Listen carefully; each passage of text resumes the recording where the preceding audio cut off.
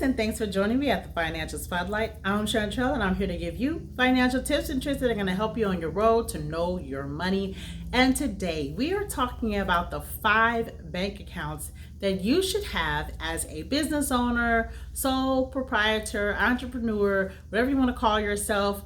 You need to have these 5 accounts so that you will have all of your money in order for your business. So let's get started.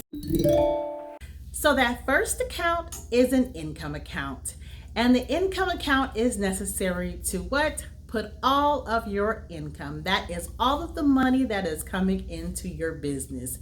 I don't care if you sell products or if you do services, all of the money that you get from your business, any type of money, if you're a consultant, a coach, any money that comes into your business, put that into your income account. Okay, that second account is an expense account. Now, this is all of the money that is going out. If you have to pay bills for your business, if you have to buy supplies, if you have to pay employees, anything that is going out of your business that you have to make a payment on, cell phone bills, whatever it is, that money should come out of your expense account. So what you're going to do is take the money out of the income account, put just enough money into the expense account to pay all of the bills that you need to be paid, and then have that money coming out of that account only. Okay, now your third account is going to be your payroll account, and this is for those owners or business owners that have employees that they have to pay payroll for. And of course, this is going to be electronically or automatically set up with like a ADP payroll situation, or whoever does your payroll. You need to make sure that they have access to that payroll account so that your employees can be paid on time and correctly. All right, now this fourth account is going to be your tax account. You know that's important to me. This should hold all of the money that you're going to use to pay your taxes. If you have to pay estimated taxes, and that's every quarter, make sure that at least 20 to 25% of your income is getting put into this tax account.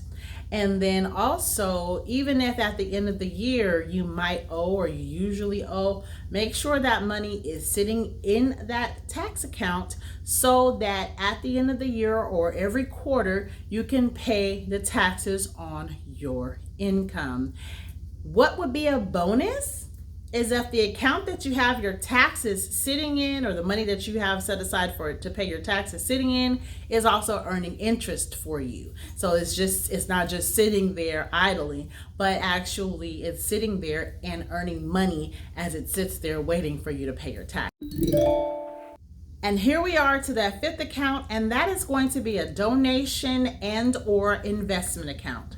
So I always like to make sure that I am giving back to my community, paying or giving money to faith-based organizations or other 501c3 nonprofit organizations. So you might want to have an account where you have a certain amount of money going to charitable organizations every single year, or every single month, or however you want to do it.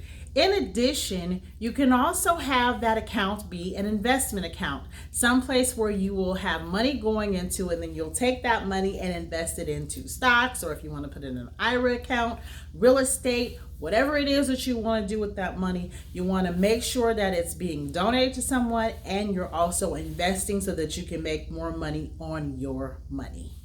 And finally, let's just wrap it all up so I can tell you exactly why I think you should have 5 different accounts for your business. First of all, when you go to get funding for your business, they're going to want your bank account statements. Nobody said that you had to give them all 5 of your bank account statements. You only need to give them 1. So which one do you think that will be? Yes, it's going to be your income account. That account is going to show all of the money that comes into your business. So that's going to look really good for you. Also, it's only going to show a few transfers or a few different places or times that you have had money go out of the account per month, because you're going to have it allocated to your expense account or your payroll account. And so with this ability to separate your accounts and you only have that one account with the income going in, it looks to lenders and other people that are willing to give you money, creditors, etc., that you have a good amount of income coming in and you're not having that much money going in or going out. Because you definitely do not want your account showing, oh, you paid for this, you paid for lunch, you paid for dinner, you paid for this, all of this. The money is coming in, but you don't want to show that all of this money is going out on different occasions throughout the month.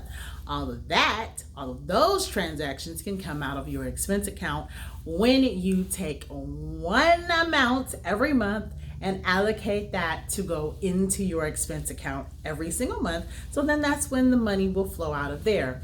So I hope this information has helped you. Make sure you subscribe to the Financial Spotlight so you can get more tips and tricks like these every single week. And I hope that this information is going to serve you well. If it does, you have any comments, questions, or whatever, make sure you put them down in the comment section. I will definitely respond. Thanks for joining me. Bye.